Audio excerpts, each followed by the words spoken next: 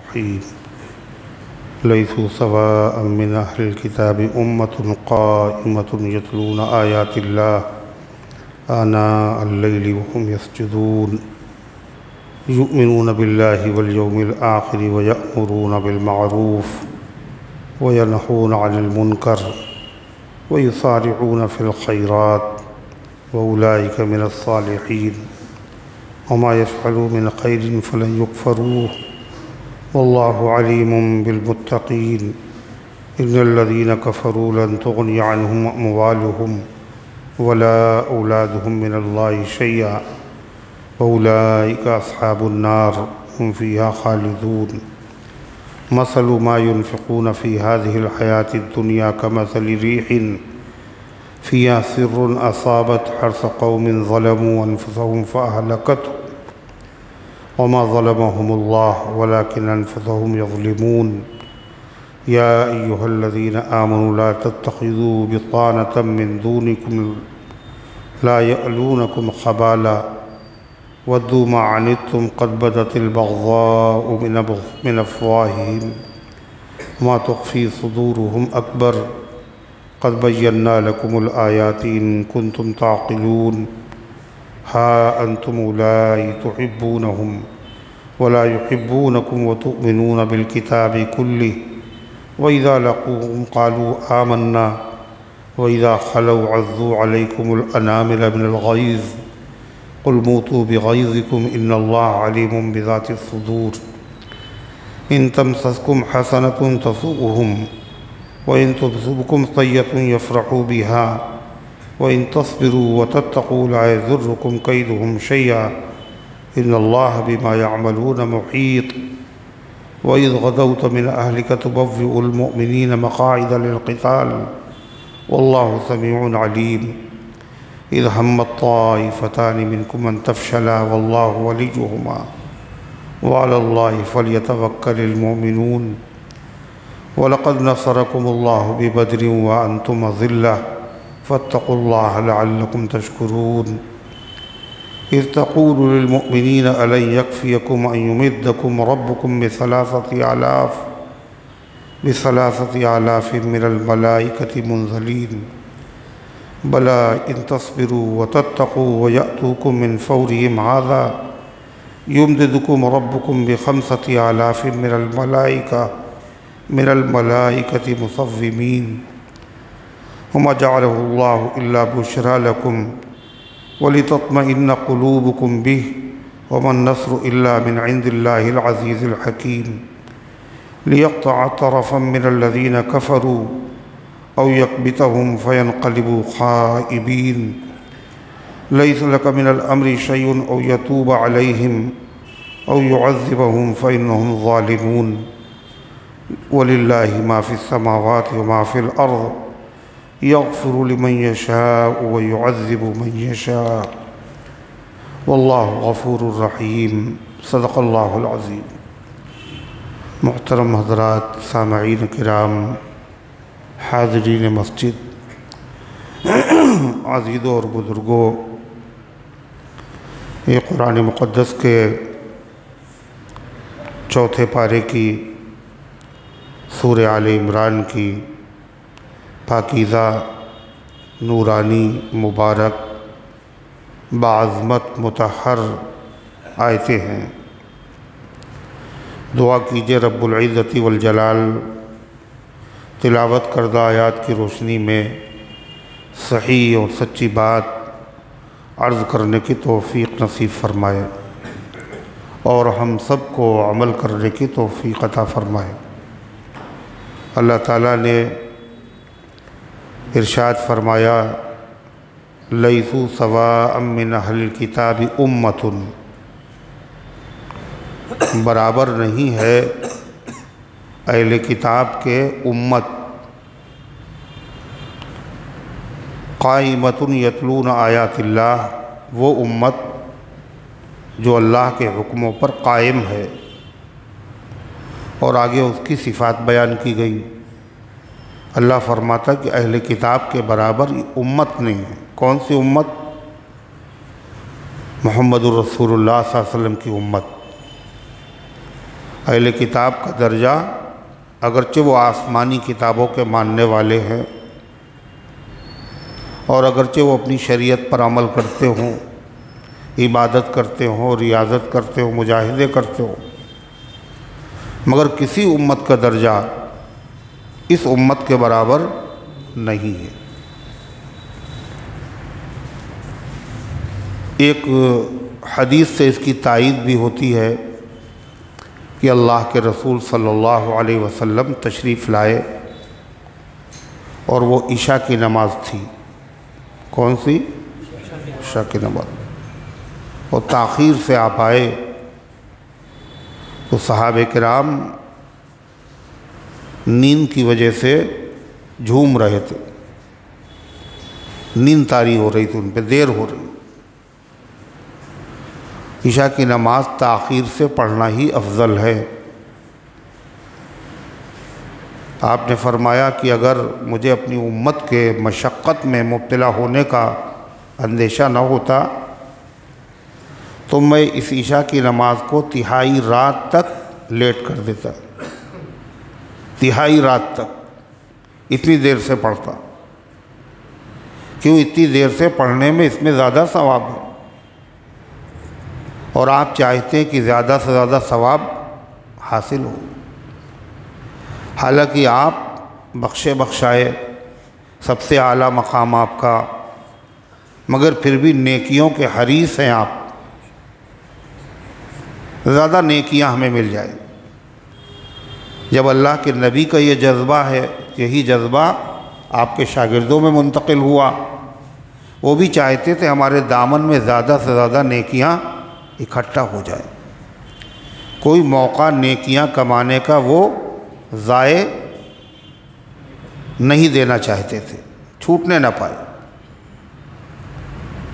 اور اگر ضائع ہو گیا بے خبری میں، لا علمی میں، اگر زیادہ نیکی کرنے کا موقع ہاتھ سے جاتا رہا تو اس پر بہت وہ افسوس کیا کرتے تھے۔ اور ہم لوگوں کے لیے کوئی مسئلہ نہیں، ارے نفل ہی تو ہے نا، مغرب پڑھی، اب مغرب کے بعد 2 رکعت سنت موقدہ ہے، اس کے بعد 2 نفلیں، اس کے بعد اوابین، 6 رکعت اوابین کی، جو پڑھ لے تو اسے جنت میں اس کا محل تیار ہے۔ 6 رکعت، اور کوئی مشکل نہیں تھا کہ 6 رکعتیں آدمی الگ سے پڑھ لے، مگر یہ شریعت بڑی خوبصورت ہے، ذرا سا بندہ عمل کرتا ہے اور اللہ تعالیٰ اجر زیادہ دیتا ہے۔ 2 رکعت سنت، 2 رکعت نفل، اور 2 رکعت اور ملا لی، کئے ہو گئی؟ اور تینوں میں نیت کر لی، کاہے کی؟ اوابین کی، سنت بھی ادا، نفل بھی ادا، اوابین بھی ادا۔ مشکل ہے یہ، بس 2 رکعت پڑھی تھی تو 4 رکعت اور پڑھ سکتے ہیں، بہت سے لوگ 2 ہی پڑھ کے نکل لیے، بہت سے لوگوں نے مہربانی کی 2 نفل اور پڑھ لیے، تھوڑی مہربانی اور کر لیجئے، 2 اور پڑھ لیجئے۔ ثواب کتنا بڑا ہے یا نہیں؟ مگر ہم لوگ کہتے ہیں ارے اتنا کافی ہے، 2 رکعت سنت پڑھ لی، یہی کیا کم ہے؟ یہ ہم لوگوں کے حالات، اور صحابہ کے حالات کیا تھے؟ ان کو اگر بے خبری میں کچھ ثواب چھوٹ گیا تو بڑا افسوس۔ حضرت ابو ہریرہ رضی اللہ تعالیٰ عنہ نے حدیث سنی کہ اگر کوئی آدمی کسی میت کے جنازے کی نماز میں شریک ہو تو اس کو 2 قیراط ثواب ملتا ہے، 1 قیراط ثواب ملتا ہے، اور 1 قیراط احد پہاڑ کے برابر ہے۔ پھر یہ بھی سنا، اور جو آدمی تدفین میں بھی شریک ہو جائے تو اس کو 2 قیراط ثواب ملتا ہے، یعنی احد پہاڑ کے برابر 2 مرتبہ۔ تو جب انہوں نے اس حدیث کو سنا، کل کاش کی پہلے سے معلوم ہو جاتا، کتنا ثواب ہم لوگوں نے ضائع کر دیا۔ ان کو افسوس ہو رہا ہے۔ اور یہ ہیں کون لوگ؟ ان کو وہ مقام اس امت میں حاصل ہے جو کسی کو حاصل ہونے والا ہی نہیں ہے، کسی کو نہیں ملے گا۔ وہ کیا مقام ہے؟ رضی اللہ عنہم ورضوا عنہ، اللہ ان سے راضی ہو چکا اور یہ بھی اللہ سے راضی ہے اور اللہ بھی ان سے راضی ہو چکا۔ یہ بڑے سے بڑے بزرگ کو نہیں ملے گا دنیا میں، صحابہ کا اعزاز۔ کُلًّا وعد اللہ الحسنى، اللہ نے ان سب سے جنت کا وعدہ کر رکھا ہے۔ ان اللہ لا یخلف المیعاد، اور اللہ وعدہ خلافی کرتا نہیں۔ جنت پکی ہر صحابی کی، ہر صحابی کی پکی۔ قرآن خبر دے رہا ہے، نص قرآنی ہے، قرآن صاف صاف، اس میں ذرہ برابر شبہ نہیں۔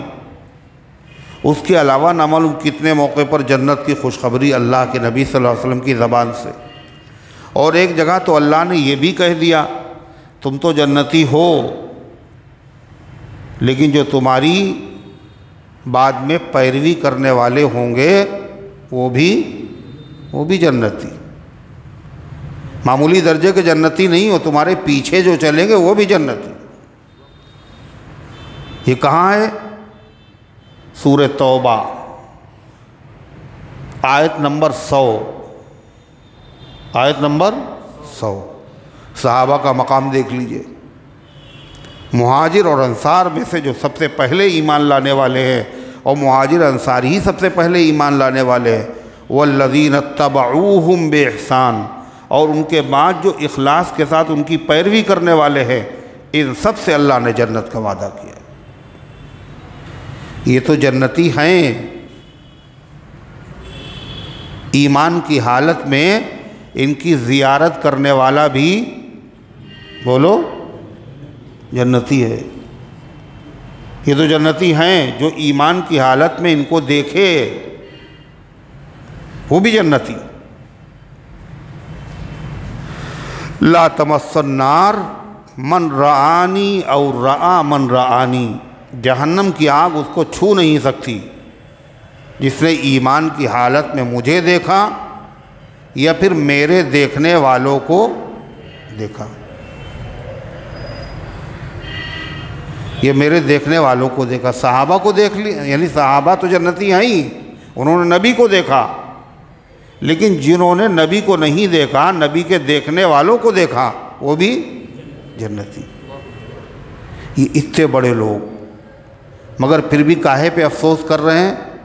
پہلے سے معلوم ہوتا تو جو نیکیاں ہم سے چھوٹ گئیں یہ بھی کر لیتے ہم۔ نیکیوں میں ریس، نیکیوں میں مقابلہ، غریب صحابہ امیر صحابہ سے مقابلہ کر رہے ہیں۔ یہ دولت مند لوگ ہیں، نماز ہم پڑھ لیتے، روزہ ہم رکھ لیتے ہیں، ذکر ہم کر لیتے ہیں، لیکن صدقہ تو ہم نہیں کر پاتے ہیں، ہم تو مالدار نہیں ہیں، گھر کا خرچ چلانا مشکل ہے۔ یہ مالدار صحابہ تو صدقہ بھی کرتے ہیں، یہ نیکی میں ہم سے آگے نکل جائیں گے۔ افسوس ہو رہا، افسوس ہو رہا۔ اور آ کے اللہ کے نبی کے پاس آ کے عرض بھی کیا، یہ تو میرے بس میں نہیں ہے، اللہ کے رسول جتنا بس میں تھا اتنا کر لیا، مگر یہ آگے نکل جائیں گے۔ تو آپ نے کیا کہا؟ دل تھوڑا نہ کرو، دولت نہیں ہے تو کیا ہوا؟ سبحان اللہ 33 مرتبہ، الحمدللہ 33 مرتبہ، اللہ اکبر 34 مرتبہ پڑھ لینا، تو جو مقام تمہیں ملے گا یہ کسی کو نہیں ملے گا، جس نے یہ پڑھا ہوگا اسی کو ملے گا، چاہے جتنا صدقہ کیا ہو۔ اب انہوں نے بیچاروں نے جب محنت شروع کر دی، نماز کے بعد سب بیٹھ کے پڑھ رہے ہیں، غریب صحابہ یہی کہ صدقہ تو نہیں کر پاتے ہیں، چلو بھائی پورتی ہو جائے، نقصان نہ ہو۔ اللہ کے نبی نے ایک نسخہ بتا دیا، پیچھے نہیں رہیں گے انشاءاللہ۔ لیکن وہ تو سب ایک جیسے تھے، جیسے غریب صحابہ میں نیکی میں آگے بڑھنے کا جذبہ تھا، مالدار صحابہ میں بھی آگے بڑھنے کا جذبہ تھا۔ ہم ہوئے تم ہوئے کہ میر ہوئے، اس کی زلفوں کے سب اسیر ہوئے۔ یہ سارے صحابہ کا مزاج ایک جیسا تھا، اور کیوں نہ ہوتا، ان کو تعلیم دینے والے ایک ہی تو تھے۔ یہ کمال کس کا تھا؟ محمد الرسول اللہ صلی اللہ علیہ وسلم کا تھا۔ استاد کا اثر شاگرد پہ پڑتا ہے، اخلاق کا، علم کا، تواضع کا، ہر چیز پہ اثر پڑتا ہے۔ آپ جیسا کوئی استاد ہو ہی نہیں سکتا ہے۔ لہذا غریب صحابہ میں تو جذبہ تھا، ہم مالداروں میں بھی یہی جذبہ۔ چنانچہ کیا ہوا؟ کیا ہوا بھائی؟ ہاں کیا ہوا؟ کیا ہوا؟ آپ سے نہیں پوچھنا، آنکھیں بند تھیں آپ کی، اس لیے ہم نے سوچا پوچھ لیں۔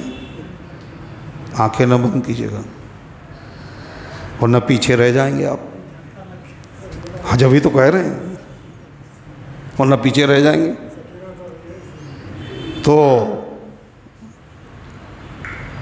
غریب صحابہ پڑھنے لگے بیچارے تاکہ ہم آگے رہیں۔ مالدار صحابہ نے دیکھا یہ لوگ پتہ نہیں کیا پڑھ رہے ہیں، نماز کے بعد کچھ پڑھتے ہیں لوگ، ایک نیا کام کر رہے ہیں، یہ لگتا ہے کہ یہ نیکیوں میں ہم سے آگے نکل جائیں گے۔ کہ تم لوگ کیا پڑھتے ہو؟ تو ہم بتایا ہم یہ پڑھتے ہیں، اللہ کے نبی نے بتایا اس کا ثواب یہ، اس کا ثواب یہ۔ تو کہاں اچھا، تو انہوں نے بھی وہی پڑھنا شروع کر دیا، لیکن نیکیاں زیادہ ہونا چاہیے۔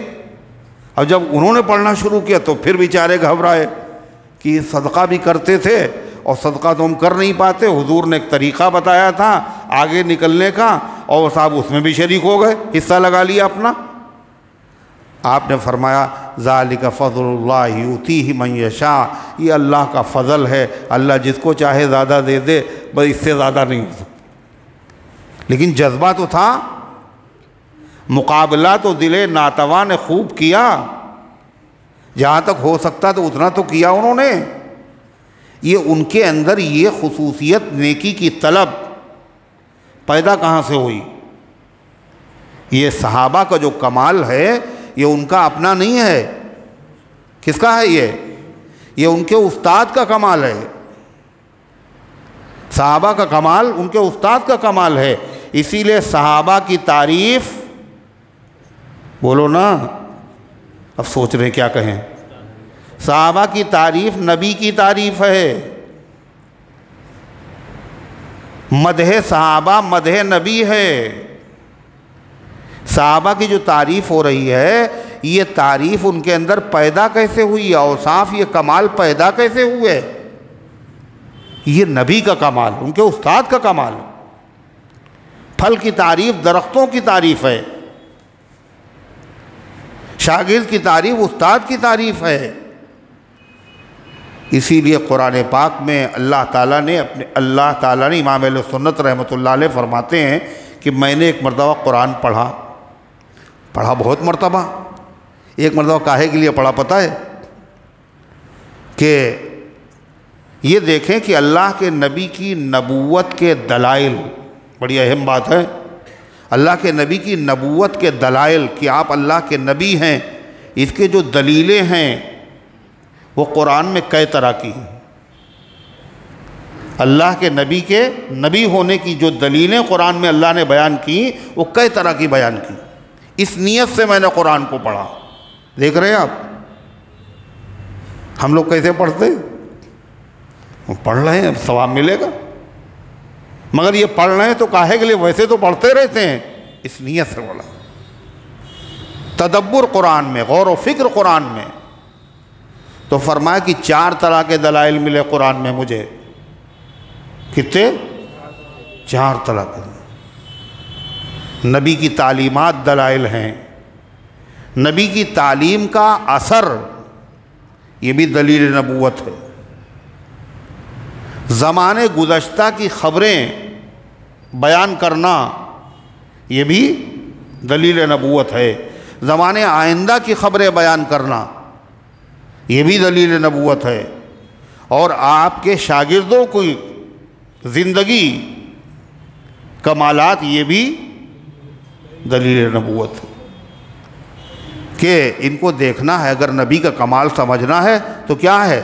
چلتی پھرتی تصویریں دیکھو، یہ 1,24,000 معجزے دیکھو، معجزے، ہر صحابی نبی کا معجزہ ہے،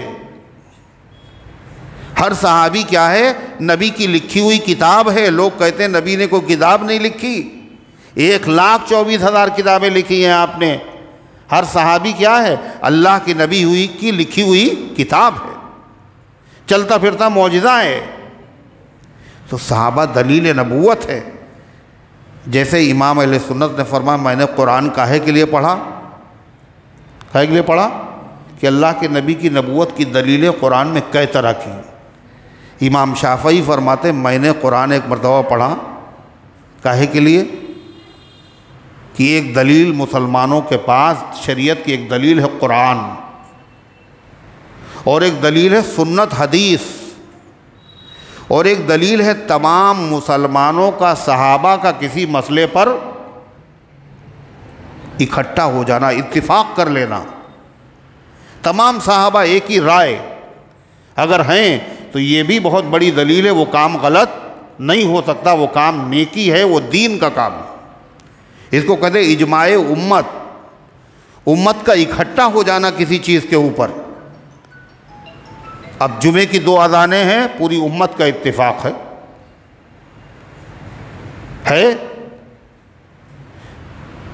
اذان ثانی اللہ کے نبی کے زمانے میں نہیں ہوتی تھی، صدیق اکبر کے زمانے میں نہیں ہوتی تھی، فاروق اعظم کے زمانے میں، عثمان غنی کے زمانے میں ہوتی تھی، مگر پوری امت اکٹھا ہے، تمام صحابہ نے اس کو مان لیا، ضرورت ہے اس کی، یہ ہوا کرے گی۔ ہو رہی نہیں ہو رہی سب کہیں؟ صرف 2 جگہ نہیں ہو رہی ہے، 2 کلمہ پڑھنے والے ایسے ان کے وہاں نہیں ہوتی، ان کو قبول نہیں ہے۔ ایک تو سرے سے مسلمان ہی نہیں ہے، وہ کلمہ ہی اسی لیے پڑھتے تاکہ دنیا ان کو مسلمان سمجھے۔ آپ سمجھتے ہیں ان کو، جن کو صحابہ سے گلے گلے دشمنی ہے، ان کے وہاں نہ جمعہ ہے، نہ جمعے کا اہتمام ہے، نہ جمعے کی اذان ہے، کچھ نہیں۔ اور دوسرا طبقہ کون سا ہے؟ وہ ہے جو کہتے ہیں کہ ہم حدیث پر عمل کرتے ہیں دنیا بھر میں، اور ہمارے علاوہ کوئی نہیں عمل کرتا حدیث پہ، غیر مقلد اہل حدیث جو اپنے آپ کو کہتے ہیں، ان کے وہاں بھی ایک اذان نہیں ہوتی۔ کیوں؟ یہ تو حضرت عثمان کی ہے، اور ہے حدیث والے۔ اور اللہ کے نبی نے کیا کہا تھا؟ علیکم بسنتی وسنت الخلفاء الراشدین المہدیین، میری سنت پر عمل کرو، میرے خلفاء راشدین کی سنت پر عمل کرو۔ نبی اسے سنت کہہ رہے ہیں اور عمل کرنے کی تلقین کر رہے ہیں، یہ بھی تو حدیث ہے، کیسے اہل حدیث ہو؟ کہا یہ حضرت عثمان کا فعل ہے۔ غرضے کی حضرت امام شافعی کہتے ہیں کہ یہ دلیل مجھے تلاش کرنا تھی، ایک قرآن دلیل ہے، ایک حدیث دلیل ہے، لیکن امت کا کسی مسئلے پر اکٹھا ہو جانا یہ بھی دلیل ہے۔ قرآن میں یہ دلیل کہاں ہے؟ تو میں نے قرآن کا مطالعہ کیا، پورا قرآن پڑھا اسی نیت سے۔ یہ سب بڑے لوگوں کی باتیں ہیں، یہ بڑے لوگوں کے انداز ہیں۔ امام اہل سنت پڑھ رہے ہیں دلائل نبوت تلاش کرنے کے لیے، اور وہ پڑھ رہے ہیں اجماع امت کی دلیل کیا ہے۔ کہتے ہیں مجھے ایک دلیل ملی قرآن کی، جب میں نے پڑھا قرآن کو، کیا دلیل ملی؟ مَن یُشَاقِقِ الرَّسُولَ مِن بَعْدِ مَا تَبَيَّنَ لَهُ الْهُدَىٰ وَيَتَّبِعْ غَيْرَ سَبِيلِ الْمُؤْمِنِينَ نُوَلِّهِ مَا تَوَلَّىٰ وَنُصْلِهِ جَهَنَّمَ وَسَاءَتْ مَصِيرًا۔ اللہ کیا کہہ رہا ہے؟ جو اللہ کے رسول کی مخالفت کرے گا، اس کے بعد کی سیدھا راستہ بالکل واضح ہو چکا ہے۔ کیا وَيَتَّبِعْ غَيْرَ سَبِيلِ الْمُؤْمِنِينَ، اور ایمان والوں کی ڈگر چھوڑ کر چلے گا، جو ایمان والوں کے راستے کو چھوڑ کر چلے گا، نُوَلِّهِ مَا تَوَلَّىٰ، ہم اسے جانے دیں گے جہاں وہ جا رہا ہوگا، وَنُصْلِهِ جہنم، اور اسے جہنم میں داخل کریں گے، وَسَاءَتْ مَصِيرًا، اور وہ بدترین ٹھکانہ۔ جو ایمان والوں کا جو راستہ جس پر تمام ایمان والے چل رہے ہیں، جو اس راستے کو چھوڑ دے گا تو ہم اسے کیا کریں گے؟ جہنم میں داخل کریں گے۔ معلوم ہے تمام صحابہ اگر کسی مسئلے پر متفق ہیں تو یہ ہدایت کا راستہ، اس کو چھوڑنا گمراہی ہے، یہ دلیل مل گئی۔ تو غرضے کہ میں عرض یہ کر رہا تھا کہ نبی کریم صلی اللہ، یہ صحابہ میں جو جذبہ تھا نیکی میں آگے بڑھنے کا، اور اگر علم نہیں تھا وہ چھوٹ گئی نیکی تو افسوس کر رہے ہیں، یہ جذبہ ان کا اپنا نہیں تھا، یہ ان کے اندر پھونک دیا تھا اور پیدا کر دیا تھا کس نے؟ ان کے استاد جناب محمد رسول اللہ صلی اللہ علیہ وسلم نے۔ اس لیے کہ اللہ کے پیغمبر نے بہت سی حدیثیں ایسی ہیں جن سے پتہ چلتا ہے بہت موقعوں پر حضور نے کیا کیا، امت کی رعایت میں جو ثواب کا کام تھا، زیادہ ثواب کا کام تھا، وہ آپ نے نہیں کیا۔ جی چاہتا تھا کرنے کا مگر کیا نہیں۔ جیسے تراویح کی نماز 3 دن پڑھی جماعت کے ساتھ، مسجد میں پڑھائی، اور 3 دن کے بعد چوتھے دن آپ آئے نہیں، اور صحابہ آ گئے، مسجد بھر گئی۔ آپ نے کیا کہا آپ نے؟ مجھے معلوم ہے تم نماز پڑھنے آئی ہے، نماز تمہیں بھی پسند ہمیں بھی پسند، میں نہیں آیا، پتہ ہے کیوں نہیں آیا؟ کہیں تمہارے اوپر فرض نہ ہو جائے، کہیں تمہارے اوپر فرض نہ ہو جائے، اس لیے میں نہیں آیا، ورنہ میں ضرور آتا، یہ نماز چھوڑتا نہیں۔ اسی سے پتہ چلا تراویح کی نماز کیا ہے؟ سنت موقدہ ہے۔ بڑی علمی بات میں بتا رہا ہوں، تراویح کی نماز سنت ہے، سنت موقدہ۔ سنت موقدہ کسے کہتے ہیں؟ سنت موقدہ کسے کہتے ہیں؟ ایسی سنت جو حضور نے کبھی کبھی پڑھی ہے۔ سنت موقدہ کا مطلب ہے وہ کام جو حضور پاک صلی اللہ علیہ وسلم نے ہمیشہ کیا ہے، کبھی کبھی نہیں کیا، ہمیشہ کیا بولو، اور کبھی کبھی نہیں کیا، وہ ہے سنت موقدہ۔ تو تراویح کی نماز آپ نے ہمیشہ پڑھی کیا؟ جماعت کے ساتھ ہمیشہ پڑھی ہے؟ 3 ہی دن تو پڑھی، تو پھر یہ سنت موقدہ کیسے؟ پھر یہ سنت موقدہ زیادہ تر اگر کیا ہو، کبھی چھوڑا ہو، سنت موقدہ۔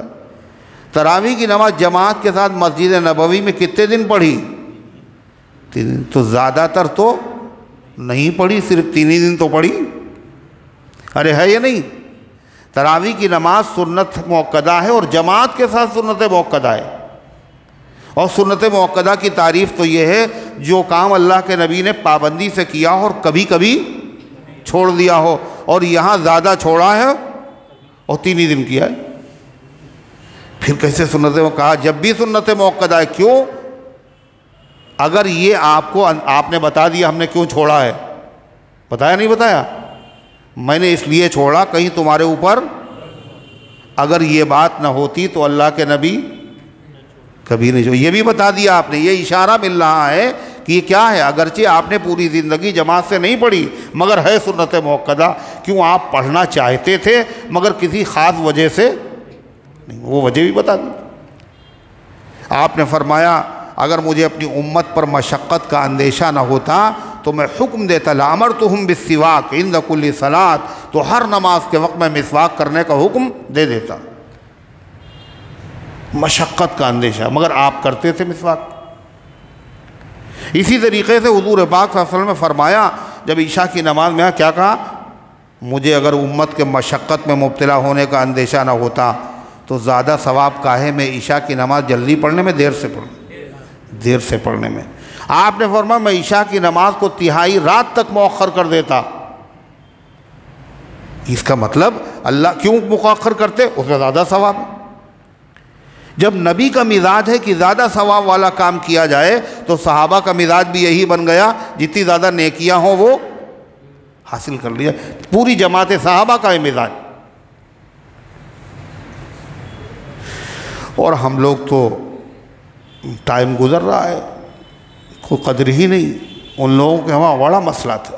عبداللہ ابن عمر کے بارے میں آتا ہے، کوئی قبر ابر دکھی ان کو، دیکھا کوئی قبر نظر آئی گزرے، اور قبر کے پاس نہیں، قبر سے ہٹ کے 2 رکعت نماز پڑھ لی۔ کہا بھئی یہ کون سی نماز ہے؟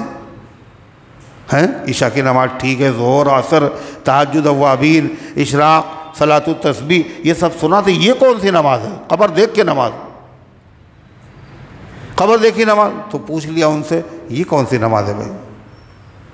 ہم دیکھتے ہیں جب آپ قبر دیکھتے تو نماز پڑھ لیتے، کہنے تمہیں پتہ نہیں ہے، یہ قبر یاد دلاتی ہے۔ قبر میں لیٹا ہوا آدمی کہتا ہے عبداللہ 2 رکعت اگر میں پڑھنا چاہوں اب تو نہیں پڑھ سکتا، تمہارے پاس ٹائم ہے، تم غفلت نہ کرنا، موقع کو ضائع نہ کر۔ یہ ہے صحابہ۔ تو غرض کہ اللہ کے نبی صلی اللہ علیہ وسلم تشریف لائے اور عشاء کی نماز کا وقت تھا اور صحابہ انتظار کر رہے تھے اور نیند کا غلبہ ہو رہا۔ تو آپ نے کیا کہا پتہ؟ آپ نے فرمایا جتنے آسمانی مذاہب والے ہیں اور جتنے آسمانی شریعت رکھنے والے لوگ گزرے ہیں، انبیاء کی امتیں گزری ہیں، ان میں سے کوئی امت ایسی نہیں ہے جس نے اس نماز کا انتظار کیا ہو جس نماز کا انتظار تم کر رہے ہو۔ کون سی نماز؟ عشاء کی نماز۔ اللہ فرماتا ہے کہ یہ امت اہل کتاب کی طرح نہیں ہے، یہ امت تمام اہل کتاب سے سب سے اعلیٰ اور افضل ہے۔ ایک مطلب تو اس آیت کا یہ ہے۔ دوسرا مطلب کیا ہے؟ اس سے پہلے کیا بتایا گیا تھا؟ منہم ولو آمن اہل الکتاب لکان خیرا لہم، یہ امت بہترین امت ہے، اگر اہل کتاب بھی ایمان لے آتے تو وہ بھی خیر امت میں داخل ہو جاتے۔ اللہ فرماتا مگر ایسا نہیں ہوا۔ منہم المؤمنون، ان میں سے تھوڑے سے مومن ہیں، واکثرہم الفاسقون، اور ان میں سے زیادہ تر نافرمان۔ یہ کہا تھا قرآن نے۔ اب آگے اللہ کیا کہہ رہا ہے؟ ہم نے کہا ہے زیادہ تر نافرمان ہیں، مگر یہ نہ سمجھنا وہ سب کے سب ایک ہی جیسے ہیں، یہ نہ سمجھنا ان میں اچھے بھی ہیں، ان میں کچھ اچھے بھی ہیں۔ سب کو نہ کہہ دینا سارے اہل کتاب خراب۔ کون اچھے ہیں ان کی پہچان بتائی، سنیے۔ فرمایا اللہ تبارک و تعالی لیسوا سواء من اہل الکتاب، اہل کتاب برابر نہیں ہے، امتن، ان میں سے ایک ایسی امت، ایک جماعت ہے، قائمتن، جو قائم ہے، کاہے پر؟ سیدھے راستے پر، اللہ کے حکموں پر قائم ہے۔ توریت میں تھا آخری نبی کا کلمہ پڑھنا، وہ کلمہ پڑھ رہی ہے۔ توریت میں تھا اللہ قرآن نازل کرے گا، وہ قرآن پر بھی ایمان لائی ہوئی ہے۔ امتن قائمہ، ان میں سے ایک جماعت ہے جو قائم ہے اللہ کے حکموں پر۔ اور کیا صفت بتائی اس کی؟ یتلون آیات اللہ آناء اللیل، وہ پڑھتے ہیں اللہ کی آیتوں کو رات کے اوقات میں، رات میں قرآن کی آیتیں پڑھتے ہیں۔ کون؟ اہل کتاب میں سے ایک جماعت، یہود و نصارہ میں سے ایک جماعت ایسی بھی ہے جو رات میں قرآن کی آیتیں پڑھتی۔ وہم یسجدون، اور وہ سجدہ کرتے ہیں۔ مفسرین کہتے ہیں سجدے سے مراد ہے وہ عشاء کی نماز پڑھتے ہیں۔ کیا کرتے ہیں؟ وہ قرآن کی آیتیں رات میں پڑھتے ہیں اور وہ سجدہ کرتے ہیں، اور سجدے سے مراد خالی سجدہ نہیں ہے، سجدے سے مراد نماز، اور نماز بھی کون سی؟ عشاء کی نماز پڑھتے ہیں۔ کیوں؟ اہل کتاب میں سے کوئی عشاء کی نماز نہیں پڑھتا تھا۔ عشاء کی نماز کون پڑھتا؟ مسلمان پڑھتے ہیں، یعنی تھے تو وہ اہل کتاب، مگر بعد میں وہ ایمان لا کر کے اس امت میں شامل ہو گئے۔ اللہ فرماتا ہے وہ عام اہل کتاب کی طرح نہیں ہے، اور رات میں قرآن کی آیتیں پڑھتے ہیں۔ وہم یسجدون، اور وہ عشاء کی نماز پڑھتے ہیں۔ عشاء کی نماز پڑھ کر کیا بتایا؟ یعنی اب وہ یہود و نصارہ نہیں رہے، کیا ہو گئے؟ وہ آخری نبی کے امتی بن گئے ہیں۔ اس امت کی خصوصیت ہے عشاء کی نماز، وہ اب عشاء کی نماز پڑھتے ہیں۔ اللہ فرماتا ہے یؤمنون باللہ والیوم الآخر، وہ اللہ پر ایمان رکھتے ہیں اور آخرت پر ایمان رکھتے ہیں۔ جتنے یہودی اور عیسائی تھے وہ سب کیا کہتے تھے؟ ہم بھی اللہ پر ایمان رکھتے ہیں اور آخرت پر ایمان رکھتے ہیں۔ اللہ فرماتا نہیں، کہنا اور ہے اور رکھنا اور ہے۔ اگر اللہ تعالیٰ پر ایمان ہے تو اللہ کے ساتھ عبادت میں غیر کو شریک کرنا یہ اللہ پر ایمان نہیں ہے۔ ایمان بھی لاتے اور شریک بھی کرتے۔ عزیر اللہ کے بیٹے، عیسیٰ علیہ السلام اللہ کے بیٹے، آخرت پر ایمان بھی رکھتے ہیں، اور کیا کہتے ہیں؟ یہ جو اہل کتاب مسلمان جو عرب لوگ ہیں، ان کا مال وال اگر چھین لو تو کوئی گناہ کی بات نہیں، قبضہ کر لو کوئی گناہ کی بات نہیں۔ یہ اہل کتاب، یہ آخرت پر ایمان ہے، وہاں تو ذرے ذرے کا حساب دینا پڑے گا، وہاں تو جانوروں میں انصاف کیا جائے گا، اور تم یہ کہتے ہو کہ نہیں ایسا نہیں۔ اللہ فرماتا ہے وہ ایمان رکھتے ہیں اللہ پر، آخرت کے دن پر، اور اللہ فرماتا ان کی پہچان ایک اور بھی ہے، وہ اپنی قبر میں خالی اجالا نہیں کرتے بلکہ دوسرے اللہ کے بندوں کی قبروں میں اجالے کی فکر کرتے۔ نہیں سمجھ میں آئی بات؟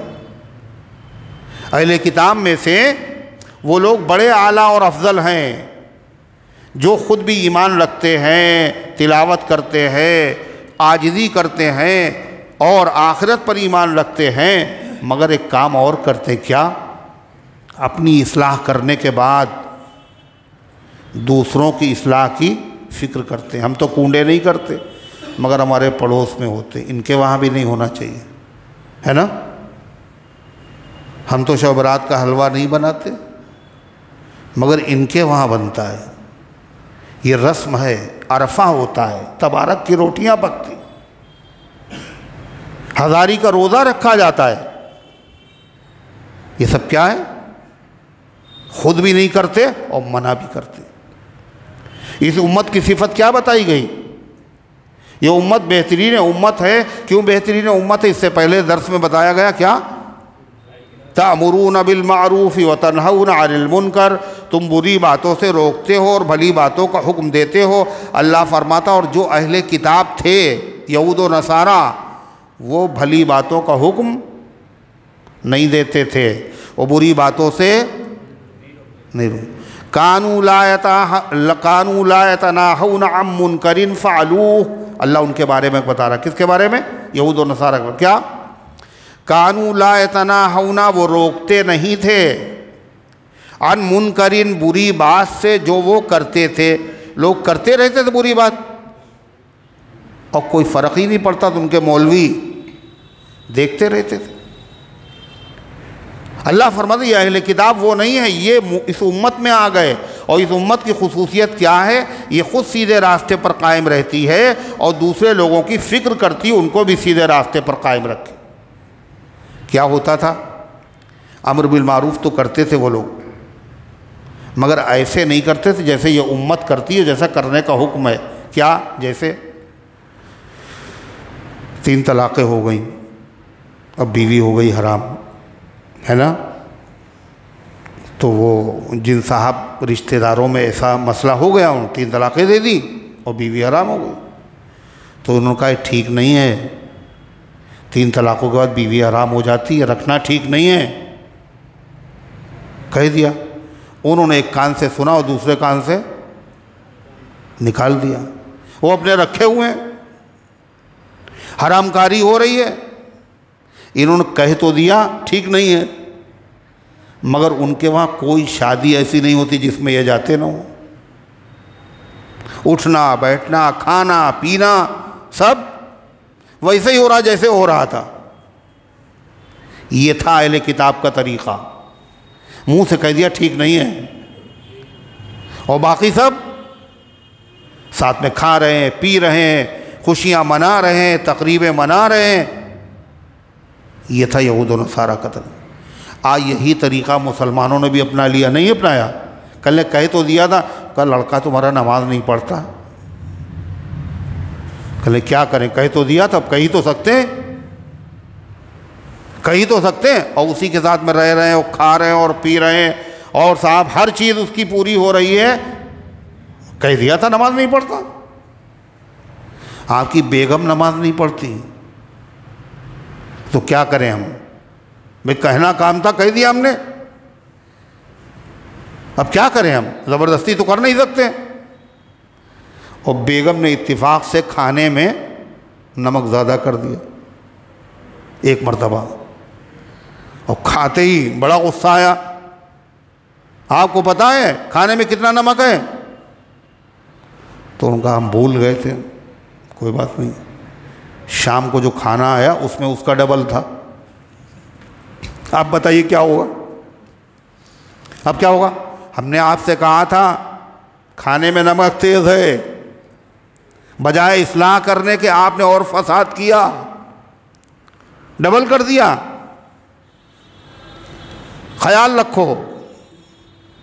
اب اس کے بعد تیسری وقت جو کھانا آیا اس میں بھی نمک، اب کیا ہوگا؟ اب تو ہتھے سے اکھڑ جائیں گے آپ، کوئی نہ کوئی حادثہ پیش آئے گا۔ آپ ارے آئے گا نہیں آئے گا؟ آپ یہ تو نہیں کہیں گے ہم نے منع کر دیا تھا نمک زیادہ نہ کرو، مگر پھر بھی نمک زیادہ ہوگا، ہم کیا کریں؟ اب یہی کھائیں گے؟ ایسا ہوتا ہے ایسا؟ تو یہ کیا مطلب ہے؟ یعنی جتنی نمک کی قیمت ہے اور جتنی کھانے کی ویلو ہے اتنی شریعت کی ویلو نہیں ہماری نظر میں۔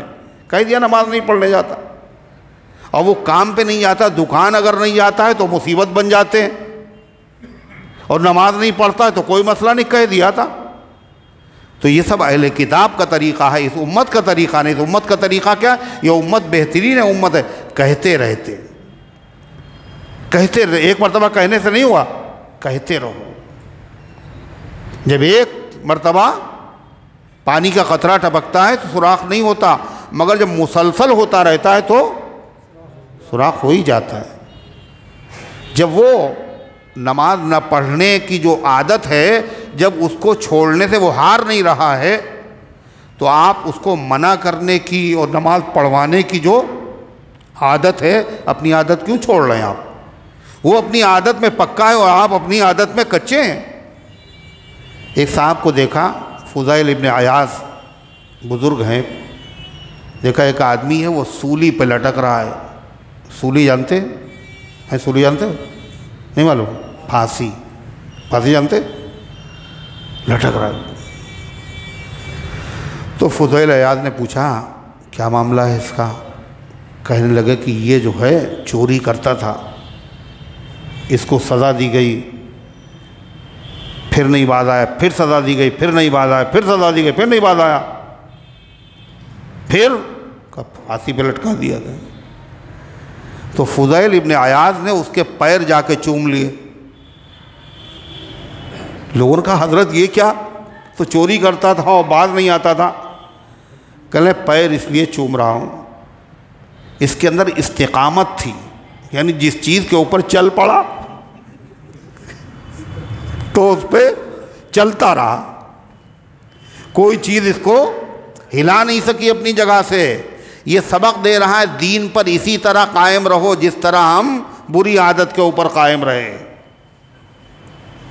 تو اللہ تعالیٰ فرماتا ہے کہ یہ ویسے اہل کتاب کیوں نہیں ہے؟ فرمایا یامرون بالمعروف، یہ بھلی باتوں کا حکم دیتے ہیں، بری باتوں سے روکتے ہیں، ویسارعون فی الخیرات، اور نیک کاموں میں دوڑتے ہیں، سبقت کرتے ہیں، کہیں ایسا نہ ہو اس سے پہلے ہی جان نکل جائے، اس لیے جلدی کرتے۔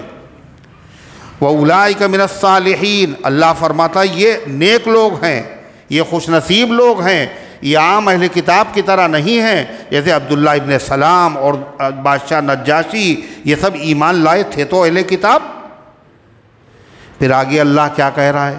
چونکہ انہوں نے اپنا مذہب چھوڑا، اپنا دین چھوڑا، اپنا دھرم چھوڑا، اور حق کو انہوں نے قبول کر لیا، انہوں نے بڑی قربانی دی ہے، اللہ فرماتا ہے یہ ہمارے اتنے ہر دل عزیز بندے ہیں، یہ جو بھی نیکی کریں گے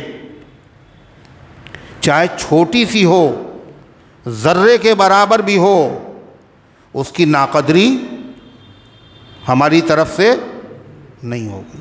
تھوڑا سا عمل کریں گے ثواب زیادہ ملے گا، 1 روپیہ تو 1 روپیہ کا ثواب دے دیا، 10 کا دے دیا نہیں، 70 کا دیا، 70 نہیں 700 دیا، 700 نہیں اس سے زیادہ۔ کیا کیا اللہ نے پتہ ہے؟ اللہ کے نبی صلی اللہ علیہ وسلم فرماتے ہیں کہ اہل کتاب میں سے اگر کوئی آدمی سچے دین کو قبول کر لیتا ہے تو فرمایا اس کو ہر چیز کا ڈبل اجر ملے گا، ہر چیز کا ڈبل ثواب۔ 1 قرآن پڑھا تو 2 قرآن کا ثواب، 1 حج کیا 2 حج کا ثواب، 1 عمرہ کیا 2 عمرے کا ثواب۔ یہ اللہ قدر کر رہا ہے۔ اللہ فرماتا ہے وما یفعلوا من خیر، اور جو بھی وہ نیک کام کریں گے فلن یکفروہ، تو اس کی ناقدری نہیں ہوگی، واللہ علیم بالمتقین، اور اللہ جانتا ہے متقی لوگوں کو، اللہ کے خوف سے جو گناہوں سے بچتے ہیں اللہ ان کو جانتا ہے، یہ متقی ہیں۔ پھر اللہ تعالیٰ نے فرمایا یہ تو ہوا حال کس کا؟ اہل کتاب میں سے جنہوں نے ایمان قبول کیا، اور جنہوں نے نہیں قبول کیا وہ کیا ہیں؟ وہ ہیں کافر۔ کیا ہیں وہ؟ کافر۔ یہ اگر ذرہ برابر نیکی کریں گے تو ثواب ملے گا، اور جنہوں نے ضد کی اور جان بوجھ کر کے ایمان نہیں لائے اور ضد میں کفر میں مبتلا ہیں، اللہ فرماتا احد پہاڑ کے برابر بھی صدقہ کریں، دان کریں، پن کریں، نیک کاموں میں خرچ کریں، ان کو کچھ بھی آخرت میں ثواب نہیں ملے گا۔ خالی اہل کتاب نہیں بلکہ جو بھی کفر میں مبتلا ہوگا، سنیے، ان الذین کفروا، بے شک وہ لوگ جنہوں نے کفر کیا، لن تغنی عنہم، نہیں کام آئیں گے ان کو، اموالہم، ان کے مال، ولا اولادہم، اور ان کی اولاد، من اللہ شیئا، اللہ کے مقابلے میں کچھ بھی، یعنی اللہ کے عذاب سے وہ بچ نہیں سکتے، نہیں بچ سکتے۔ اتنی نیکی کی تھی انہوں نے، اتنا صدقہ کیا، اتنا خیرات کیا ہے کہ ایمان کے بغیر کسی نیکی پر ثواب نہیں ملتا۔ دنیا میں فائدہ ہوتا ہے، کیا فائدہ ہوتا ہے؟ اللہ کاروبار میں یہ کون بچے ہیں مستقل کوئی باہر بیٹھے ہوئے دیکھ بھی رہے ہیں اور اس کو روک بھی نہیں رہے ہیں، یہ چکر لگا رہے، باہر آ رہے ہیں پھر اندر آ رہے ہیں۔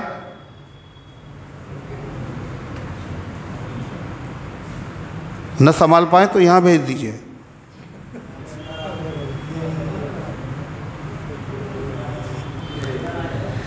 اللہ فرماتا ہے وَأُولَٰئِكَ أَصْحَابُ النَّارِ، اور یہ جہنمی لوگ ہیں، ہم فیہا خالدون، وہ ہمیشہ رہیں گے۔ اللہ فرماتا ہے ان کا ثواب ایسے ہی ضائع ہوگا، یہ تو سمجھ رہے بہت کام آئے گا، اتنا صدقہ کیا، اتنا خیرات کیا، اتنی غریبوں کی مدد کی، اس کے باوجود ان کا ثواب ضائع ہوگا، کچھ کام نہیں آئے گا، بربادی ہے۔ ایسے سمجھو جیسے مثل ما ينفقون، جیسے ان لوگوں کا حال جو خرچ کرتے ہوں، جو خرچ کرتے ہیں دنیا کی زندگی میں، کفر میں مبتلا ہیں اور خرچ کر رہے ہیں نیک کاموں میں، ان کی مثال ایسے سمجھو کمثل ریح، جیسے ایک ہوا ہو، فیہا سر، اور اس میں پالا ہو۔ پالا جانتے ہیں؟ جانتے پالا؟ پالا جانتے ہیں؟ ہاں؟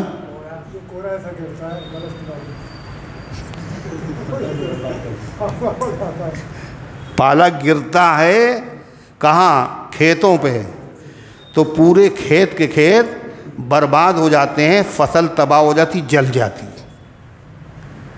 اللہ فرماتا ہے ان کے خرچ کی مثال ایسے ہے جیسے کہ ہوا ہو، اور اس ہوا کے اندر پالا ہو، اصابت حرث قوم ظلموا، اور وہ ایک ایسی قوم کی کھیتی پہ جا پڑے جنہوں نے ظلم کیا ہو، شرارت کی ہو، فَأَهْلَكَتْ ظَلَمُوا أَنفُسَهُمْ فَأَهْلَكَتْهُ، اور پوری کھیتی کو برباد کر دے، حالانکہ وہ دیکھ رہے تھے کھیتی بہت ہری بھری ہے اور اب کی بڑی اچھی فصل ہوگی، بڑی امیدیں بھی تھیں اور بڑی ضرورت بھی تھی، لیکن عین موقع کے اوپر ان کی شرارت، ان کے کفر، ان کے ظلم کی وجہ سے پوری کھیتی برباد ہو گئی۔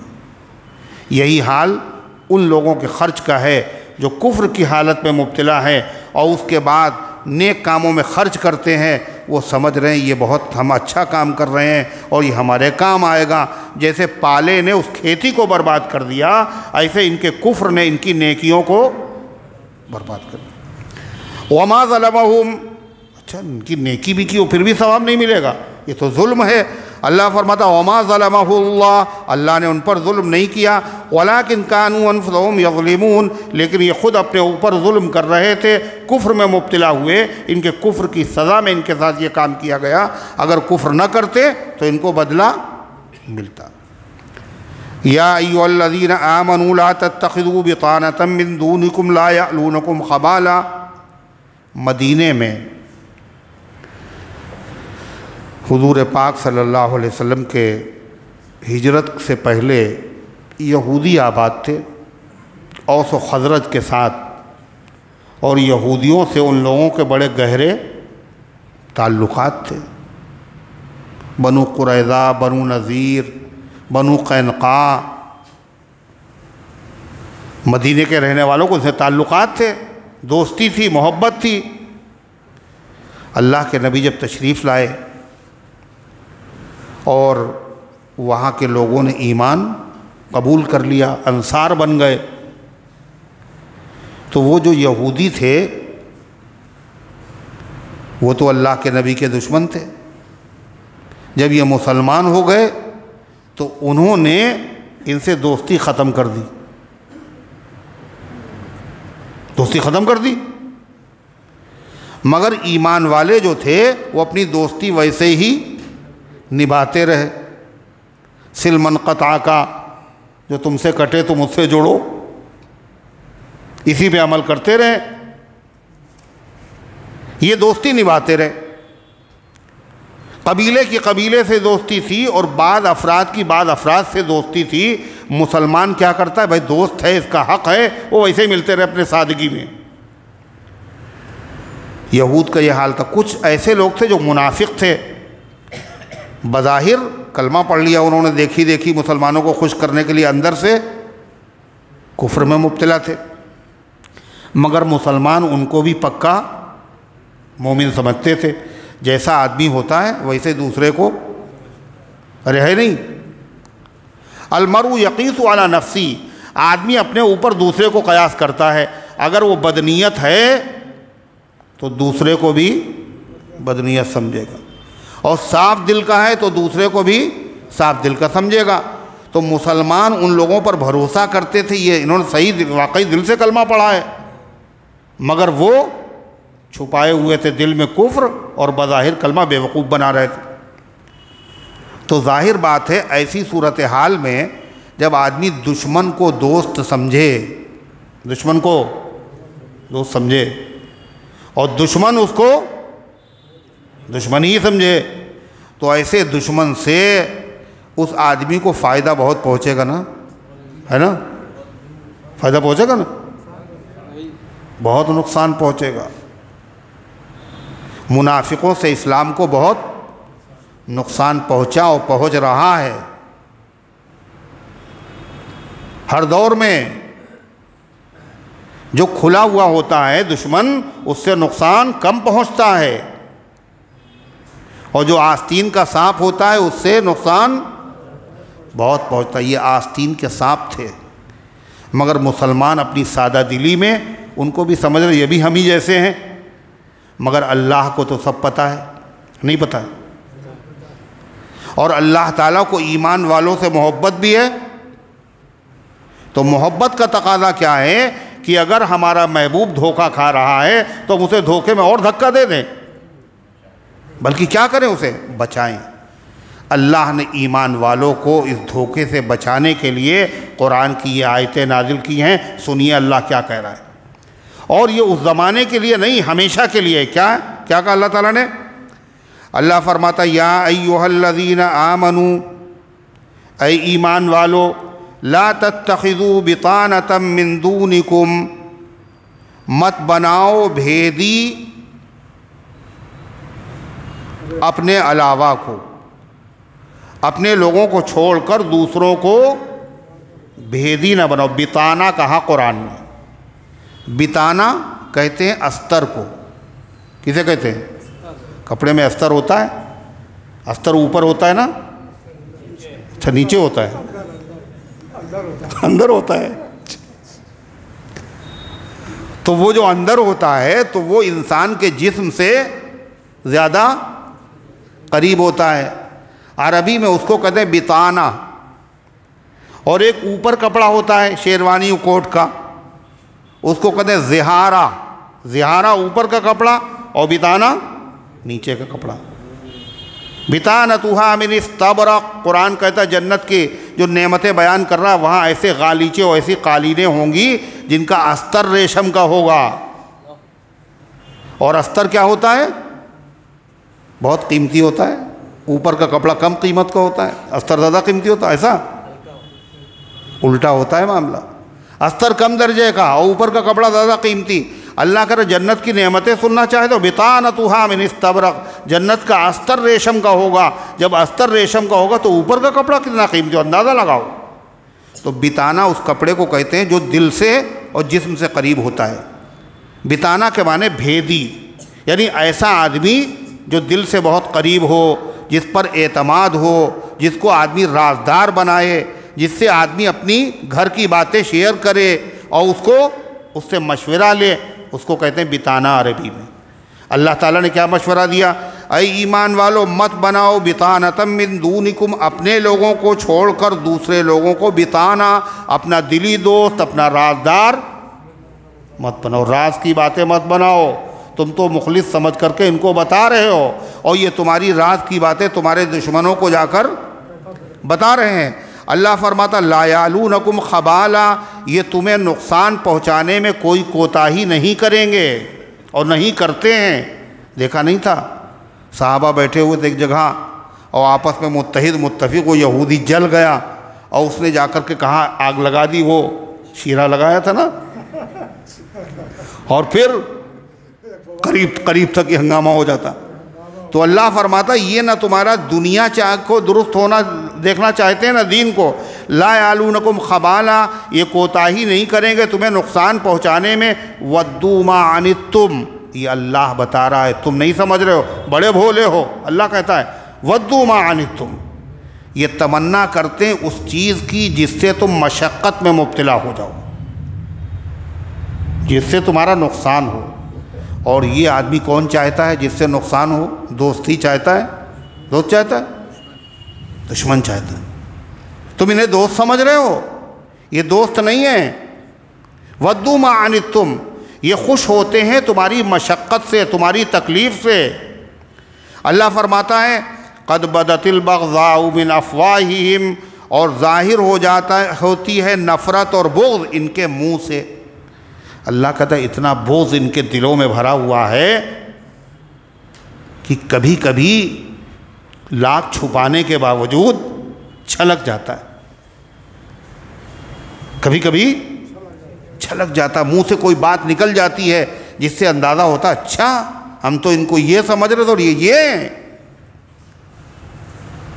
اللہ فرماتا قد بدت البغضاء من افواہہم، اور کبھی کبھی ظاہر ہوتا ہے بغض ان کے منہ سے ظاہر ہو جاتا ہے، زبان پھسل جاتی ہے. ارے نہیں یہ نہیں، ہم تو یہ کہنا چاہتے تھے، ہے نا. بات بڑھاتا ہے آدمی فوراً اس کو بات کو بناتا ہے، اس پہ مرمت کرتا ہے، اس پہ لیپ لگاتا ہے. یہ نہیں تھا مقصد، میں تو یہ کہنا چاہتا تھا. مگر حقیقت ظاہر ہوتی ہے. حدیث میں آتا ہے آدمی برا کام چاہے 7 پردوں میں کرے مگر اس کی زبان سے اور اس کے چہرے سے ظاہر ہو جاتا ہے. نیکی 7 پردوں میں کرے، کسی کو نہ پتا ہو، مگر اللہ اس کو لباس پہنا دیتا ہے اور لوگوں کو اس کی خبر ہو جاتی ہے. تو اللہ فرماتا ہے کبھی ظاہر ہو جاتا ہے ان کے منہ سے بغض، کبھی کبھی. اور آگے کیا کہا پتہ ہے؟ یہ جو ظاہر ہوا ہے اور پورے ملک میں ہنگامہ برپا، نہیں ظاہر ہوا؟ اخباروں میں، پرنٹ میڈیا میں، الیکٹرانک میڈیا میں ہر وقت ایک ہی موضوع ہے. یہ کیا ہے؟ یہ بغض ہے جو بھرا ہوا ہے، چھلک گیا وہ. یہ کسی کے منہ سے چھلکا ہے مگر ہے بغض پوری قوم کے دل میں. یہ جو کہہ رہا ہے وہ یہ کیا ہے پتہ ہے؟ کوئی نئی چیز تھوڑی ہے، سب کچھ ان کی کتابوں میں پہلے سے لکھا ہوا، یہی سب لکھا ہوا ہے. ان کے بڑے یہی لکھ گئے مگر کسی کو پتہ ہی نہیں. سب چھپانا ہے اصل چیز کو، یہ ظاہر ہو گیا. اللہ فرما رہا ہے آگے دیکھیے، فرمایا اللہ تعالیٰ وما تخفی صدورہم اکبر، اور جس کو چھپاتے ہیں ان کے سینے وہ زیادہ بڑا ہے. جو زبان سے چھلکا یہ کم درجے کا ہے اور جو دل کے اندر ہے وہ اس سے زیادہ بڑا ہے. قد بینا لکم الآیات ان کنتم تعقلون، ہم نے بیان کر دی تمہارے سامنے نشانیاں. کاہے کی نشانی؟ دشمن کی نشانی. یہ ایسے لوگ دوست نہیں ہیں، تمہارے دشمن ہیں. نشانیاں بیان کر دی ہیں. لعلکم ان کنتم تعقلون، اگر تم عقل والے ہوگے تو ہوشیار ہو جاؤ گے، سمجھ جاؤ گے، نقصان کو اپنے آپ کو بچا لو گے. پھر اللہ کہہ رہا دیکھیے، ہاں انتم ہؤلاء تحبونہم، تم وہ لوگ ہو، کتنے مخلص ہو، کتنے سادہ ہو تم ایسے لوگ ہو. مسلمانوں سے خدا کہہ رہا تم ایسے لوگ ہو، تحبونہم، تم ان سے محبت کرتے ہو. غور سے سنیے گا، ایک ایک آیت پہ منطبق کرتے جائیے حالات پہ کیا ہے اور آج کیا ہے اور کل کیا تھا اور کیا ہو رہا ہے. اللہ کیا کہہ رہا ہے؟ تم ایسے لوگ ہو کہ ان سے محبت کرتے ہو. تم ان سے محبت، بہت اچھے لوگ ہیں، ان کے اخلاق بہت اچھے ہیں. نہیں وہ ایسے نہیں، وہ بہت اچھے ہیں. غلط کہہ رہے ہیں آپ. تم ان سے محبت کرتے ہو. وَلَا يُحِبُّونَكُمْ، اور وہ تم سے محبت نہیں کرتے. تمہیں دکھ رہا ہے تمہاری آنکھیں جھوٹی ہیں، اللہ کا کلام سچا ہے. اللہ فرماتا تم محبت کرتے ہو، وہ تم سے محبت نہیں کرتے. وَتُؤْمِنُونَ بِالْكِتَابِ كُلِّهِ، اور تم ایمان لاتے ہو تمام کتابوں پر. اپنی کتاب قرآن، اس پہ تو ایمان رکھتے ہی ہو. انجیل پہ بھی ایمان رکھتے ہو، زبور پہ بھی ایمان رکھتے ہو، توریت پہ بھی ایمان رکھتے ہو. ارے رکھتے نہیں. جب تم ان کی کتاب پر ایمان رکھتے ہو اپنی کتاب کے ساتھ ساتھ، تو ان کو کیا کرنا چاہیے تھا؟ تمہاری قدر کرنا چاہیے تھا، نہیں کرنا چاہیے تھا کہ ہماری کتاب بھی مانتے ہیں. ارے ہونا چاہیے تھا، نہیں ہونا چاہیے. نفرت کم ہوتی. اللہ فرماتا مگر نفرت بجائے کم ہونے کے اور بڑھ گئی. تم تمام کتابوں پر ایمان رکھتے ہو، وہ تمہاری کتاب پر ایمان نہیں رکھتے. کہتے ہم قرآن نہیں مانتے. قرآن میں 17,000 آیتیں تھیں، اب کتنی ہیں؟ 6,666. کس نے لکھا ہے؟ کون سی کتاب میں موجود ہے؟ کیا نہیں لکھا ہے؟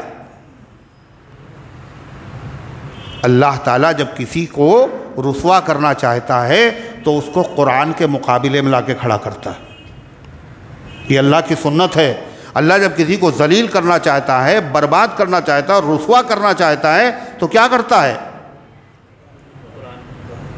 تو اس کو قرآن کے مقابلے میں لے آتا ہے. صحابہ کو برا کہتے تھے، ہے نا؟ تو اللہ تعالیٰ نے ان کو کیا کیا؟ قرآن کے مقابلے میں لا کے کھڑا کیا. صحابہ سے ہٹ کے قرآن کا، اب آؤ اب کرو مقابلہ.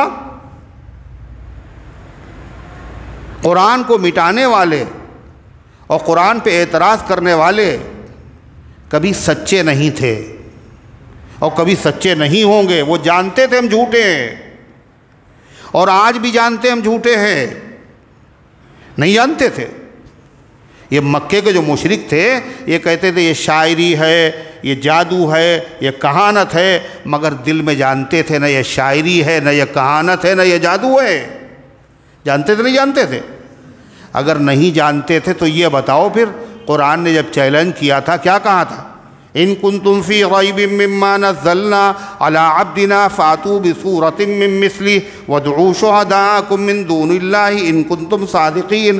اگر قرآن کے کلام الہی ہونے میں تمہیں شک ہے تو تم اس جیسی ایک صورت بنا کے لے آؤ اور سب کو بلا لو، اپنے خداؤں کو بھی بلا لو، اور انسان اور جن مل کے کوشش کرو. لیکن اگر تم نہیں بنا سکے اور ہرگز نہیں بنا سکو گے تو سمجھ لو یہ اللہ کا کلام، اس سے دشمنی نہ لو. کوئی بنا کے لایا؟ اتنے بڑے چیلنج کو کسی نے قبول کیا؟ یہ چیلنج بتا رہا ہے یہ سب جھوٹے ہیں. کہاں گئے اعتراض کرنے والے قرآن پر؟ سب فنا ہو گئے، مٹ گئے، برباد ہو گئے.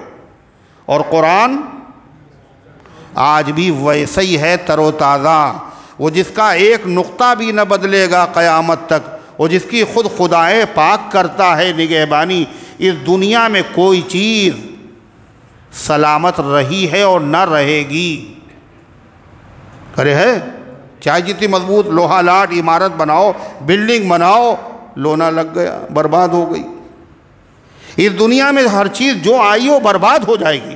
اس دنیا میں جو چیز سلامت نہیں رہتی، اسی دنیا میں اگر کوئی چیز ہمیشہ باقی رہی اور باقی رہے گی وہ کیا ہے؟ وہ قرآن پاک، کوئی تبدیلی نہ ہوئی اور نہ ہوگی۔ کیوں؟ یہ اللہ کی قدرت کی دلیل ہے۔ اللہ کہہ رہا ہے اِنَّا نَحْنُ نَزَّلْنَا الذِّكْرَ وَإِنَّا لَهُ لَحَافِظُونَ، ہم نے اس کی حفاظت کی ہے، ہم نے نازل کیا، ہم حفاظت کریں گے۔ روس میں پابندیاں لگیں، جس کے گھر پہ ملا پھانسی لٹکا دیں گے۔ بہت ہندوستان میں 3 لاکھ سے زیادہ انگریزوں نے قرآن کے نسخے جلائے، مگر یہ سب جلانے والے جل چکے، مٹ چکے، دفن ہو چکے، مگر قرآن کی ایک زیر زبر میں کہیں فرق آیا؟ نہ کچھ شوخی چلی باد صبا کی، بگڑنے پر بھی زلف اس کی بنا کی۔ ہوا تو بہت تیزی سے چل رہی تھی تاکہ بال بکھر جائیں، خراب لگنے لگے، مگر بکھرے تو مگر وہ اور اچھے لگنے لگے۔ جتنی کوشش کی قرآن کے خلاف سب ناکام ہو گئے، اور قرآن کی حقانیت سارے لوگوں کے اوپر عیاں ہو گئی، اور بہت سارے لوگوں نے اس کو دیکھ کر کے کلمہ پڑھ لیا۔ اللہ فرماتا ہے، فرمایا اللہ تعالیٰ نے تؤمنون بالکتاب کلی، تم ایمان رکھتے ہو ان کی تمام کتابوں پر، تمام کتابوں پر ایمان رکھتے ہو۔ اور اللہ تعالیٰ نے ارشاد فرمایا، اور وَإِذَا لَقُوكُمْ، ان کا عالم یہ ہے جب تم ان سے ملاقات کرتے ہو تو کیا کہتے ہیں؟ قالوا آمنا، تو کیا کہتے ہیں؟ ہم بھی مومن ہیں، ہم بھی تمہارے بھائی ہیں، ہم بھی مسلمان ہیں، یہ تمہارے سامنے کہتے ہیں۔ اللہ کہتا ہے وَإِذَا خَلَوْا، اور جب یہ تنہائی میں جاتے ہیں، اکیلے میں ہوتے ہیں، اپنے دوستوں کے پاس ہوتے ہیں، عَضُّوا عَلَيْكُمُ الْأَنَامِلَ مِنَ الْغَيْظِ، تو چباتے ہیں تمہارے اوپر غصے کی وجہ سے اپنے ہاتھ۔ اتنا غصہ ہوتا ہے، مارے غصے میں اپنی انگلیاں چبا لیتے ہیں۔ اتنی کوششیں کی اسلام برباد ہو جائے، دہشت گردی کی سازش چلائی، اور اتنا اسلام کو بدنام کرنے کی کوشش کی، مگر اسلام ہے کہ اس کا چہرہ نکھرتا چلا جا رہا ہے۔ مسلمان کمزور ہو جائیں مگر یہ اسلام پھیلتا چلا جا رہا ہے۔ اللہ فرماتا ہے قل، ان سے کہہ دو، موتوا بغیظکم، مر جاؤ اپنے غصے سے۔ اسلام کی ترقی سے تمہیں غصہ آ رہا ہے، علاج یہی ہے کیا؟ مر جاؤ۔ اسلام کی ترقی رکے گی نہیں، غصہ اور بڑھے گا تمہارا۔ اللہ فرماتا ان اللہ علیم بذات الصدور، دیکھو یہ باتیں کس نے بتائی ہیں؟ کس نے بتائی؟ عداوت اور دشمنی کہاں ہوتی ہے؟ دل میں ہوتی ہے۔ دل کا حال کوئی نہیں جانتا، اکیلے اللہ بتا رہا ہے۔ ان اللہ علیم بذات الصدور، اللہ سینے کی باتوں کو جانتا ہے، دل کی دھڑکنوں سے واقف ہے۔ وہ تمہارا دوست ہے، وہ تمہارا محبوب ہے، وہ تمہارا والی ہے، وہ تمہارا حامی ہے، اس لیے اس نے پہلے تم کو آگاہ کر دیا، خبردار کے دعوے میں، ایمان کے دعوے میں دھوکے میں نہ آ جانا۔ ان تمسسکم، اللہ فرماتا ان کا حال، اگر دوست کو ترقی ملے تو افسوس ہوتا ہے نا؟ کیا ہوتا ہے؟ افسوس ہوتا ہے نا؟ خوشی ہوتی ہے۔ اور اگر اسے تکلیف پہنچے تو دکھ ہوتا ہے۔ اور دشمن کو اگر آپ کو ترقی ملے تو دکھ ہوتا ہے، اور اگر آپ کو تکلیف ہو تو کیا ہوتا ہے؟ سوچ کے بتانا، ہنس رہے، کیا ہوتا ہے؟ تمہاری تکلیف سے خوشی اور تمہاری ترقی سے تکلیف ہوتی، یہی ہوتا ہے نا۔ اللہ کا یہ علامتیں ان میں دیکھ لو، کیا؟ ان تمسسکم حسنۃ، اگر تمہیں پہنچتی ہے بھلائی، ترقی ملتی ہے، کامیابی ملتی ہے، اور اللہ کی طرف سے رحمتیں نازل ہوتی ہیں، تسوہم، ان کو بہت برا لگتا ہے۔ وَإِن تُصِبْكُمْ سَیِّئَةٌ، اور اگر تمہیں پہنچتی ہے تکلیف، یفرحوا بِہَا، تو اس سے بہت خوش ہوتے۔ اللہ فرماتا مگر ایمان والو تم یہ نہ سوچنا پھر ہمیں، اگر ہم ان سے تعلق بالکل ختم کر دیں گے تو یہ ہمیں اور نقصان پہنچائیں گے۔ اللہ فرماتا نہیں، دشمن کو پہچان لو، اور پہچاننے کے بعد تقوی اختیار کرو، اللہ سے ڈرتے رہو۔ اللہ نے تمہیں بتایا تمہارے دشمن ہیں، اللہ ان کی تدبیروں کو جانتا ہے، ان سے تمہاری حفاظت بھی کرے گا۔ فرمایا وَإِن تَصْبِرُوا اگر تم صبر کرو، وَتَتَّقُوا اور تقوی اختیار کرو، یعنی اللہ کے بن کے زندگی گزارو، اللہ نے جو کہا ہے وہ کرو، جن چیزوں سے منع کیا ان سے رک جاؤ، تو کیا ہوگا؟ لا یضرکم کیدہم شیئا، ان کی تدبیریں تمہیں نقصان نہیں پہنچا سکیں گی، ان اللہ بما یعملون محیط، اور اللہ تعالیٰ جو کچھ یہ کر رہے ہیں اللہ اس کا احاطہ کرنے والا، اللہ کے علم میں سب کچھ ہے، اللہ نے تمہیں بتا دیا، اللہ ان کی تدبیروں کو توڑنا بھی جانتا ہے، اور اللہ دشمن کو ناکام و نامراد کرنا بھی جانتا ہے، اس کو اسباب کی ضرورت نہیں ہے، اسباب اللہ کے محتاج ہیں، اللہ اسباب کا محتاج نہیں ہے۔ اللہ ان گزارشات کو قبول فرمائے، عمل کرنے کی توفیق عطا فرمائے۔ اللہ جلدی سے شادی کے لیے صدقہ مانا تھا، 5 مہینے بعد شادی ٹوٹ گئی، تو اب صدقہ دیں یا نہ دیں؟ صدقہ جو مانا تھا وہ شادی ٹوٹنے پہ نہیں مانا تھا، کائے پہ مانا تھا؟ شادی ہونے پہ، لہذا جب شادی ہو جائے گی تب صدقہ واجب ہوگا، ٹوٹنے سے نہیں، یہ تو نقصان ہوا ہے، ابھی نہ دیجیے گا۔ اگر آپ نے دے بھی دیا اور پھر شادی ہوئی تو دوبارہ پھر سے دینا پڑے گا۔ میری خالہ کنیز فاطمہ کی حالت بہت زیادہ خراب ہے، اللہ رحم فرمائے اور شفا عطا فرمائے۔ بروز حشر اللہ تعالیٰ 3 لوگوں کی طرف دیکھنا بھی پسند نہیں فرمائے گا، ایک جھوٹی قسم کھانے والا، دوسرا پائجامہ گٹوں سے نیچے لٹکانے والا، تیسرا ہمیں یاد نہیں رہا، بتاؤ بھئی تیسرا کون تھا؟ احسان جتلانے والا۔ کون تھا؟ احسان جتلانے والا، کسی پہ احسان کر کے پھر جتلانے والا۔ اللہم صلی علی سیدنا وعلی آل سیدنا کما تحب و ترضی عدد ما تحب و ترضی۔ اللہم انت السلام و منک السلام تبارک یا ذا الجلال والاکرام۔ اے اللہ ہم سب کی حاضری کو اپنی رحمت سے قبول فرما، ایمان کامل عطا فرما، اعمال صالحہ کی توفیق عطا فرما، نفس شیطان کے دھوکے سے، برے کاموں سے، بری باتوں سے پوری امت کی حفاظت فرما۔ اے اللہ تو نے جو ہدایات سننے سنانے کی توفیق دی، عمل کی بھی توفیق عطا فرما دے۔ اے اللہ جو شرکاء اور حاضرین ہیں ان کو اپنی رحمت سے نواز دے، جو نہیں آئے ان کے دل میں قرآن کی محبت اور عشق پیدا فرما۔ اے اللہ اس کی برکت سے بیماروں کو شفا عطا فرما، حاجت مندوں کی حاجتوں کو پورا فرما، جو دعاؤں کے مستحق ہیں اے اللہ ان سب کے نیک مقاصد میں کامیابی نصیب فرماؤ۔